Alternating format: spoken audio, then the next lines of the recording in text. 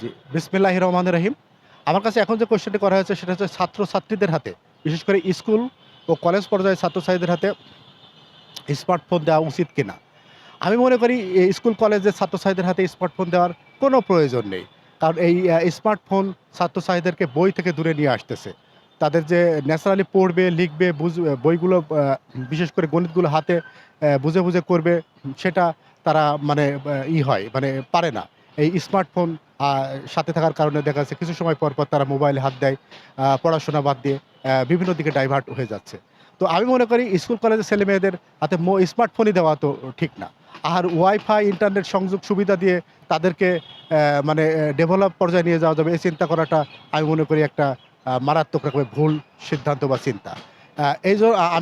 আমি অনেক ছাত্র ইন্টারমিডিয়েট পড়িয়েছি। দেখেছি যারা অনেক বড় হায়ার লেভেলে মানুষ আছেন। কিন্তু দেখা যাচ্ছে তাদের বাচ্চা ছেলেমেয়েদের হাতে একটা জাস্ট বাটন ফোন দিয়ে রাখছে। স্মার্টফোন দেয় না। তাদেরকে স্মার্টফোন যে দেওয়ার সামর্থ্য নেই তা না। তারা দেখা যাচ্ছে তাদের বাবা-মা দেখে সচেতন। ঢাকা বিশ্ববিদ্যালয়ে পড়াশোনা করেছে এইসব গার্ডিয়ান।